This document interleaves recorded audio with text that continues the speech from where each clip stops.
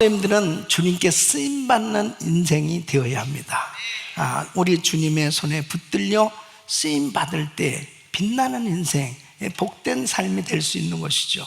예수 그리스도를 영접하고 하나님의 자녀가 된 우리는 하나님께 사랑받는 하나님의 자녀들로 천국 일꾼으로 부름을 받은 거예요.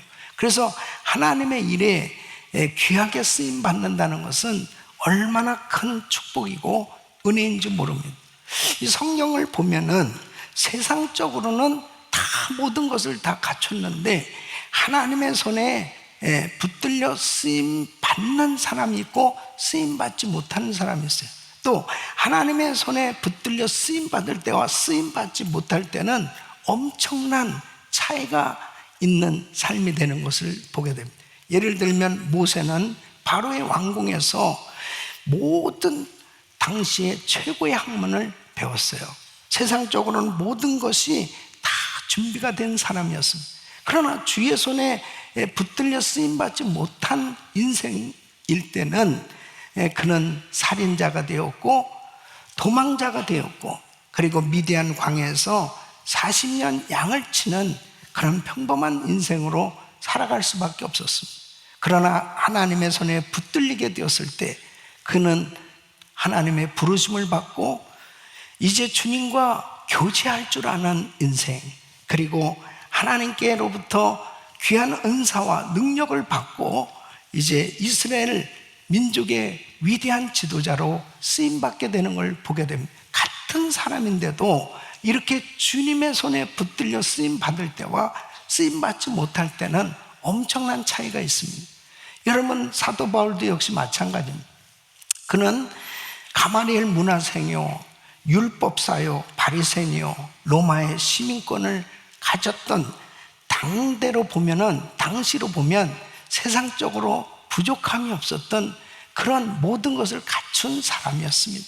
그러나 하나님의 손에 붙들려 쓰임받지 못할 때는 하나님의 교회를 핍박하고 그리고 전도하던 스데반을 죽이는 데 앞장섰던 그런 정말 하나님에게 아무런 쓸모없는 그런 인생이었던 것을 보게 됩니다. 그러나 그가 주님의 손에 붙들리게 되었을 때, 은혜를 받게 되었을 때 그는 정말 하나님과 깊은 교제를 할 줄 아는 사람이 되었고 이제 하나님 앞에 위대하게 쓰임받는 사도가 되었던 걸 보게 됩니다. 안디옥 교회에서 처음으로 선교사로 파송을 받게 되었고 가는 곳마다 교회가 세워지고 수많은 제자들이 세워지는, 그리고 신약 성경을 13권이나 쓸 만큼 영향력을 끼칠 수 있는 그런 위대한 인물이 되었어요. 하나님의 손에 붙들려 쓰임을 받느냐 붙들려 쓰임 받지 못하는 것은 이렇게 같은 사람인데도 인생에 큰 차이가 나는 거예요. 우리 사랑하는 성도님들은 주님의 손에 붙들려 쓰임 받는 인생 되시기를 축원합니다.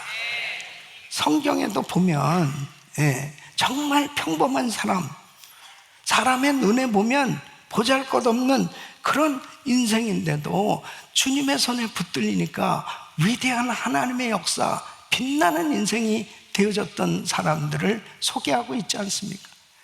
바로 예수님의 제자들이 그렇죠.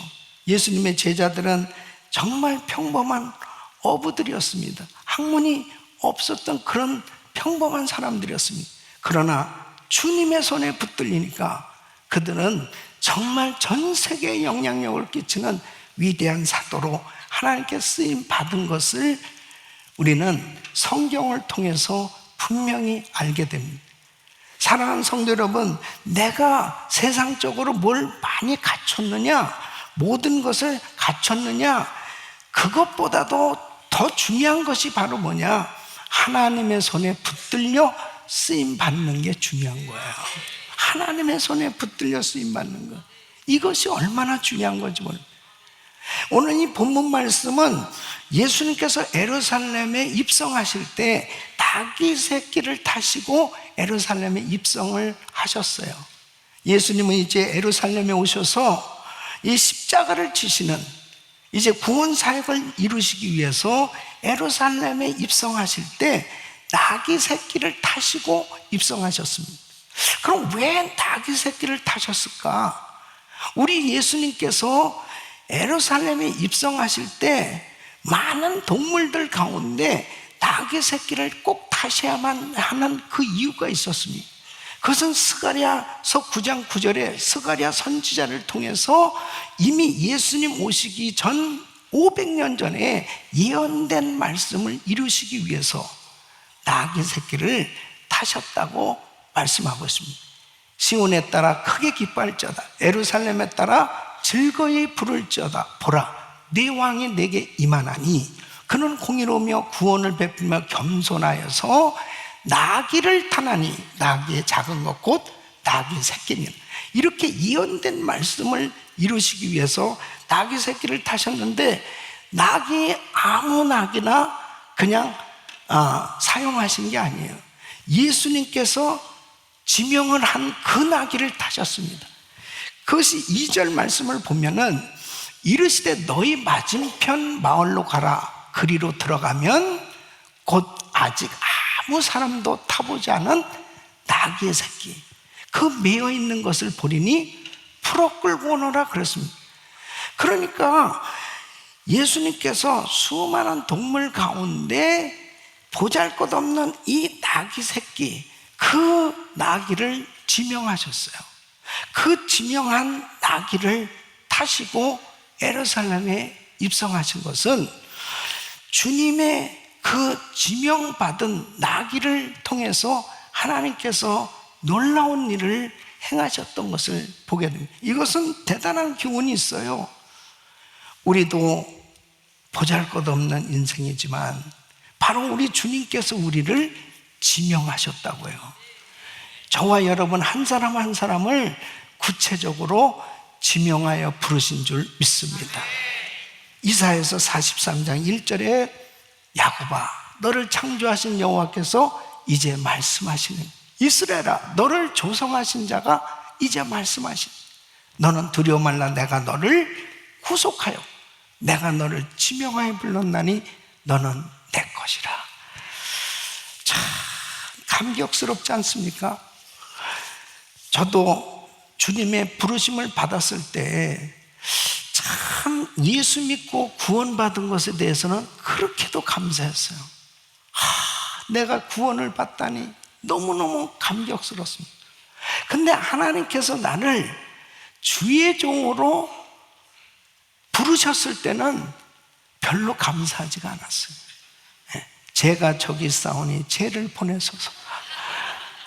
찬송을 하더라도 왜 하필이면 나냐, 그러면서 나는 세상적으로 내가 정말 꿈이 있고 내가 해야 될 일이 있는데 나는 목사가 된다는 것에 대해서는 그렇게 별 감동이 없었단 말이에요. 근데 이제 신학교 다니면서도 1년 지난 하나님께서 이사야서 43장 1절 말씀, 이 말씀을 깨닫게 해주시는데, 정말 엄청난 회개를 하면서 내가 너를 지명하여 불렀나니 너는 내 것이다. 주님이 나같이 부족한 사람을, 많고 많은 사람 가운데 나를 지명하여 불러주셨다. 이 말씀이 깨달아지는데요, 얼마나 우리 주님 앞에 울었는지 몰라요. 이렇게 부족한 사람을 오래 참으시고 하나님이 나를 쓰시겠다고 나를 부르셨는데 감사하지도 못하고 내가 이렇게 버티고 불순종하고 있었던 내 자신을 생각하니까 얼마나 주님 앞에 민망하고 죄송했는지 모릅니다. 여러분, 하나님의 은혜를 받는다는 것은요, 자기 스스로를 깨닫게 되어지는 시간이에요. 저와 여러분은 하나님께 지명하여 부름을 받은 사람들입니다. 지명하여 부름.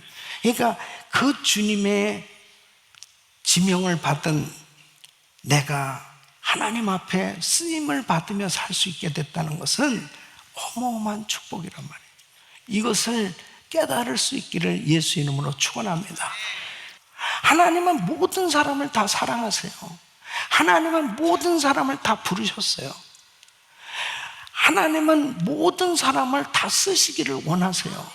그런데 분명한 사실은 쓰임을 받는 사람이 있고 쓰임을 받지 못하는 사람이 있지 않습니까? 그러니까 하나님은 다 쓰시길 원하시고 다 사랑하시고 다 축복하시길 원하시는데 어떤 사람을 쓰시냐 이거예요. 오늘 이 말씀을 들으시는 우리 성도님들이 정말 이 말씀을 내 것으로 받아들여서 모두가 다 주님 나라 가는 그날까지 위대하게 쓰임받기를 예수 이름으로 축원합니다. 그 첫째는 하나님은 순종하는 사람을 쓰신다는 거예요. 여러분 보세요.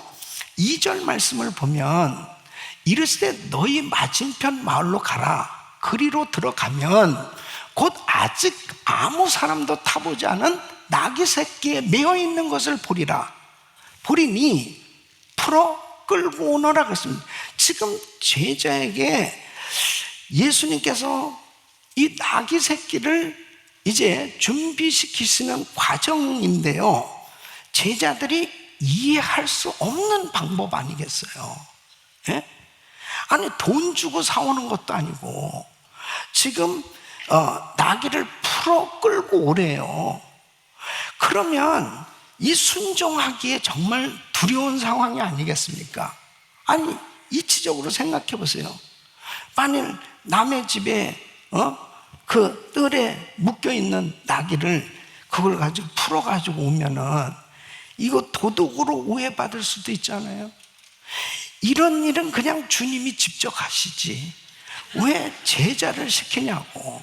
그러면 이 제자 입장에서는 참 이게 주님이 정말 이해할 수 없는 이런 일을 시키시네. 그랬을 때 순종하기 어려운 거예요. 그러니까 3절에 이렇게 말씀하셨어요. 3절 보면 반드시 누구든지 얘기하죠. 예, 그걸 풀어가지고 오려고 그럴 때 만일 누가 너에게 왜 이리 하느냐 묻거든 뭐라고요? 주가 쓰시겠다 하라. 그리하면 즉시 이리로 보내리라. 그러니까 실제 주인과 세상 주인이 있는 거예요. 그 나귀 새끼의 그 주인은 세상 주인이 있죠. 근데 그 세상 주인의 것을 이제 풀어 가지고 오려고 할 때 누가 이걸 쓰려고 그러냐, 왜 이래 하느냐 그럴 때 주가 쓰시겠다 하라. 실제 주인이 있다는 거죠. 그러니까 여러분 바로 실제 주인은 예수님이에요. 그러니까 우리가 가지고 있는 이 모든 소유, 우리의 가정, 우리의 자녀, 우리의 기업, 우리의 모든 것의 실제 주인은 예수님입니다. 여러분이 아멘이 이게 시원찮은 거 보면 자기가 주인이라고 생각하는 사람들이 있는데 주님이 잠깐 맡겨주신 거예요. 주인님이 쓰시겠다 하라. 그랬을 때 진짜 주인의 손에 붙들려 쓰임받는 게 축복이라니까요. 주인이 정말 쓰시겠다는데요. 주님이 쓰시겠다는.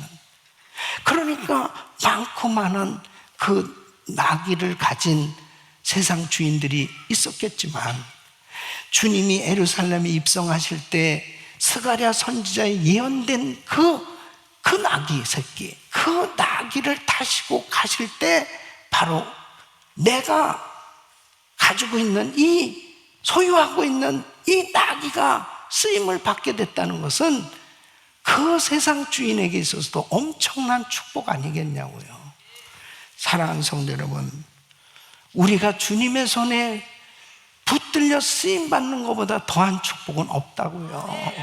여러분, 예수님이 육신으로 이 땅에 오실 때 처녀의 몸에서 태어나셨습니다. 이 세상에 얼마나 많은 처녀가 있습니까? 그런데 그 동정녀 마리아의 몸을 통해서 예수님 오실 때 예수님이 그냥 일방적으로 그 동정녀 마리아의 몸을 통해서 오신 게 아니에요. 반드시 마리아의 순종, 동의를 받으셨어요. 그것이 누가복음 1장 38절에 보면 마리아가 가로되 주의 계집종이오니 말씀대로 내게 이루어지이다 하매 천사가 떠나간다. 그러니까 천사를 통해서 너에게 이제 성령으로 잉태된 바로 그분이 메시아 그리스도다라고 하는 것을 알려주시는데, 바로 어찌 사내를 알지 못하는 저에게 그런 일이 있을 수 있겠습니까? 대저 여호와의 말씀에는 능치 못하심이 없느니라. 그 말씀을 듣고 말씀대로 내게 이루어지이다 아멘 하고 순종할 때 마리아에게 성령으로 예수님이 잉태된 줄로 믿습니다. 그러니까 순종하는 사람을 하나님 쓰신다니까요. 여러분, 순종할 수 있는 마음이 축복이에요. 순종할 수 있는 자체가 은혜라니까요. 그러니까 내가 정말 하나님의 말씀에 이해가 되면 순종하고, 이해가 안 되면 불순종하고가 아니고, 이해가 되든 이해가 안 되든 진리의 말씀이면 순종하란 말이에요. 그때 역사가 일어나는 거예요. 그런 사람을 주님이 쓰신다니까요. 두 번째는 하나님은 은혜의 자리에 있는 사람을 쓰시는 겁니다. 여러분 1절 말씀을 보면, 자, 저희가 예루살렘에 가까이 와서 감람산 벳바게와 베다니에 이르렀을 때에 예수께서 제자 중 둘을 보내시며 그랬습니다. 자, 지금 예수님께서 이제 그 베다니 마을에 가서 이 나귀를 풀어가지고 오늘 그 제자를 선택하시는데 어떤 사람을 선택한 거예요? 주님 곁에 있는 두 제자입니다. 12제자 가운데 멀리 있는 제자를 선택한 게 아니고 곁에 가까이 있는 이 제자를 쓰신 거예요. 지금 옆에 두 제자를 보시고 말씀을 하시는 겁니다. 여러분, 하나님이 쓰실 때는 은혜의 자리에 있는 사람을 쓰시는 거예요. 하나님 쓰실 때는 바로 말씀을 가까이 하는 사람, 예배를 가까이 하는 사람, 주의 종을 가까이 하는 사람, 교회를 가까이 하는, 성도를 가까이 하는 사람들을 사용하시는 걸 믿으시기 바랍니다. 하나님은 하나님의 놀라운 역사는 은혜 자리에 있는 사람을 쓰시는 거예요. 아멘. 은혜 받으면 감동이 오고 하나님의 음성을 듣고 순종하게 되니까 기적이 일어나는 거예요. 여러분, 은혜의 자리에서 떠나가게 되면 하나님께 쓰임받을 수 없어요. 아담은 엄청난 축복을 받은 사람 아니에요? 그 에덴 동산에서 엄청난 하나님의 은혜 속에 축복된 인생이 될 수 있었던 아담이 불순종하고 동산나무 뒤에 숨고 하나님을 멀리하는 그 순간부터 아담은 하나님의 그 놀라운 축복을 잃어버렸잖아요. 여호수아가 왜 쓰임받았습니까? 모세와 함께 했기 때문에. 모세의 시종 여호수아. 엘리사가 어떻게 그렇게 엄청난 사역을 감당할 수 있었습니까? 엘리야와 함께 했어요. 그리고 엘리야에게 받은 그 영감을 갑절이나 받았습니다. 우리 성도님들은 은혜의 자리에 있기를 바랍니다. 교회를 가까이 하고, 그리고 주의 종을 가까이 하는 사람이 하나님께 쓰임을 받는 거예요. 그 사람들을 통해서 하나님이 역사해 주시는 겁니다. 보세요, 마르다와 마리아는 자매들이에요. 이 형제들이라고. 그런데 누가 예수님의 머리에 옥합을 깨서 드렸습니까? 기념비적인 삶이 어떻게 마리아가 그렇게 복을 받았어요? 그 이유가 있잖아요. 누가복음 10장 39절 보면 마리아라 하는 동생이 있어 주의 발 아래 앉아 그의 말씀을 듣더니, 주님의 발 아래 앉아서 말씀을 듣는 거예요. 그 하나님의 말씀을 사모하고, 그리고 주님을 가까이 하니까 마리아는 감동을 받는 거죠. 이렇게 귀한 분에게 정말 이 옥합이라도 깨서 드리고 싶다는 감동이 온 거죠. 그러니까 42절에도 보면 마르다는 불평하면서 쟤를 좀 보내서 날 도와주라고 그러세요. 그러는데 마르다야 몇 가지만 하더니 혹 한 가지만 해 족하니 마리아는 이 좋은 편을 택하였다. 좋은 편 택하였다. 사랑하는 성도 여러분, 은혜의 자리에 있기를 바랍니다. 은혜의 자리에 있어야 주님의 음성을 듣는 거예요. 그러니까 노아 시대를 보세요. 노아 시대는 죄악이 관영, 하나님이 인간 지으심을 한탄하셨다는 거예요. 그래서 홍수로 심판하시기로 작정하신 겁니다. 그때에 창세기 6장 8절로 9절 보면 그렇게 죄악이 관영한 세상 가운데서도 노아는 여호와께 은혜를 입었더라. 은혜의 자리에 있었잖아요. 노아의 사적은 일어난 노아는 의인이요 당시에 완전한 자라 그가 하나님과 동행하였으며, 하나님의 기뻐하는 은혜의 자리, 주님과 동행하는 이 노아에게 하나님의 음성을 들려주신 거죠. 방주를 준비하라고. 그리고 그 홍수 심판 때 노아의 가족이 다 구원받았어요. 사랑하는 성도 여러분, 꼭 은혜의 자리에 있기를 축원합니다. 마지막으로는 하나님은 하나님의 사역을 기뻐하는 사람을 쓰시는 겁니다. 자, 7절 말씀은 예수님께서 이제 나귀 새끼를 타시고 예루살렘에 입성하실 때 두 종류의 사람으로 나눠지는 거예요. 한 종류의 사람들은 기뻐하면서 환영을 합니다. 자기들의 겉옷을 그 위에 걸쳐두고 예수를 타시고 이제 입성하실 때 8절 말씀 보면 많은 사람은 자기의 겉옷과 다른 이들은 밭에서 벤 나뭇가지를 길에 펴고 호산나 호산나 하면서 우리를 구원하소서 구원하소서 하면서 예수님을 환영해요. 그런데 마태복음 21장 15절 보면 분을 내는 사람들이 있어요.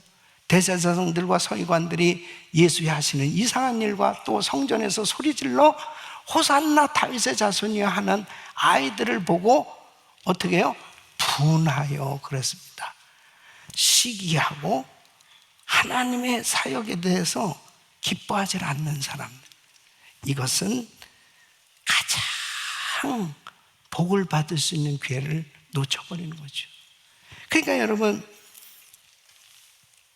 마르다와 가룟 유다 보세요. 마리아가 옥합을 깨서 주님 앞에 드렸을 때 가룟 유다는 예수님의 제자인데 막 분을 내면서 왜 이 귀한 것을 허비하느냐고 그러면서 그것을 싫어해요. 근데 우리 예수님은 저 여인을 괴롭게 하지 말라. 저는 좋은 일 했다. 주님이 너무 기뻐하시는 거예요. 그러니까 복음이 전해지는 것만 이 여자의 이름도 기념하여 말하는, 여러분 하나님의 사역을 기뻐할 수 있는 사람이 되시길 바랍니다. 다윗과 미갈은 부부예요. 그런데 사무엘하 6장 16절에 보면 법궤가 다윗성으로 들어올 때에 사울의 딸 미갈이 창으로 내다보다, 바깥으로 나와보지도 않아요. 창으로 내다보다가 다윗 왕이 여호와 앞에서 뛰놀며 춤추는 것을 보고, 율동의 원조가 다윗 왕이라니까 춤을 추면서 뛰는. 근데 미갈은 심중에 저를 업신여기니라. 같은 부부인데 다윗은 왕이지만은 그렇게 하나님의 사역을 기뻐하는 거예요. 그렇게 기뻐서 그렇게 뛰놀듯이 그렇게 좋아하는데 이 미갈은 그 심중에 다윗을 업신여기는 그 마음 뭐예요? 하나님의 사역에 대해서 기쁨이 없어요. 그럴 때 하나님께 버림받게 되지 않습니까? 사랑하는 성도 여러분, 정말 하나님의 사역을 기뻐할 수 있기를 바라요. 그래야 주님께 쓰임 받을 수 있어요. 정말 교회에서 어떤 사역이 주어져도 너무너무 기쁜 거예요. 너무너무 감사한 거예요. 그러니까 우리 성가대 찬양을 오늘도 했지만 이 성가대 이 찬양을 하면서도 내가 정말 이렇게 무슨 음대를 나온 것도 아니고 내 목소리가 별로 그렇게 그럼에도 불구하고 나를 쓰시다니 할렐루야 이러면서 찬양을 하는 성가대원들이 다지? 그럴 줄로 믿습니다. 그러니까 주님 앞에 쓰임을 받는다는 게 축복이라니까요. 하나님의 사역을 기뻐하는 사람을 쓰신다니까요. 아멘. 저는 제가 평생 전도사 심정으로 목회를 하고 있습니다. 제가 담임 목회를 한 지 이제 32년째예요. 샌디에고 갈보리 교회에서 12년 담임 목회를 하고 이제 은혜교회에서 금년도가 20년째입니다. 20년 이 담임 목회를 하고 있는데, 그러나 저는 지금도 전도사로서의 그런 심정으로 목회를 하고 있습니다. 그 어떤 이유가 있어요. 제가 신학교 다닐 때 교회에서 처음 사역한 게 내가 편집실에서 이렇게 인쇄기를 돌리면서 주보 만드는 일을 했어요. 그래서 신학교 다니면서 제가 제일 부러워하는 사람이 가방 들고 신방 다니는 그 전도사님을 보면 그렇게 부러워. 저는 언제나 전도사가 될까. 그래서 기도실에서 이게 물론 하나님께도 기도하지만 그 당회장실이 이렇게 붙어 있어요. 거기 이렇게 기도실에서 이렇게 여기서 주여! 그러면 담임 목사님이 다 들어요. 거기서 주여, 저는 언제 전도사 됩니까? 그러면서 소리를 계속 지르면서 기도를 했더니 어느 날 전도사가 됐어요. 내가 그 전도사가 되니까 얼마나 열심히 했겠습니까? 정말 열심히 하는 거예요. 그때 처음 임명받았을 때 그 감동은요, 너무 기뻤습니다. 그 감동이 지금도 식어지질 않고 있습니다. 그래서 어떤 크리스찬 기자가 저에게 이렇게 질문했습니다. 목사님은 목회의 성공이 뭐라고 생각하십니까? 저는 목회의 성공이 이렇게 대형교회 담임 목사가 된 게 성공이 아니고, 목회의 연륜이 더해지고 신앙의 연륜이 더해지면 더해질수록 주님을 더 뜨겁게 사랑하는 것이 성공이라고 생각합니다. 저는 지금도 그렇게 생각하고 있어요. 할렐루야. 하나님께 영광입니다. 사랑하는 성도 여러분, 정말 그 마음 식어지지 않고 주님 사랑하기 때문에 전도하고, 주님 사랑하기 때문에 선교하고, 주님 사랑하기 때문에 성가대하고 봉사하고, 정말 이 모양 저 모양. 꼭 무슨 직분이 주어져야 일합니까? 무슨 어떤 직분을 받아야만, 목사가 돼야만, 전도사가 돼야만, 무슨 장로가 돼야만, 그래야만 일을 합니까? 아니요. 주님 사랑하기 때문에 봉사할 수 있기를 바랍니다. 하나님의 사역을 기뻐하는 사람을 쓰시는 거예요. 어떤 목사님이 은퇴를 하시고 난 다음에 그 교회 집사로 봉사를 시작했답니다. 그리고 사모님은 권사로 그렇게 교회에서 봉사를 시작했습니다. 제가 또 그 말씀을 들으면서 나도 또 혹시 그렇게 해볼까 지금 생각을, 꼭 그렇게 한다는 건 아니고 그렇게 해볼까는 생각을 하고 있어요. 뭐예요? 우리는 죽을 때까지 순수하게 주님 사랑해야 됩니다. 주님 앞에 주님의 사역을 기뻐하는 그런 성도가 되시면 우리 주님 앞에 귀하게 아름답게 쓰임받게 될 줄 믿습니다. 우리 사랑하는 성도 여러분, 저와 여러분은 정말 주님 나라 가는 그날까지 이 기쁨 잃지 않고 끝까지 쓰임받기를 예수 이름으로 축원합니다. 기도하겠습니다.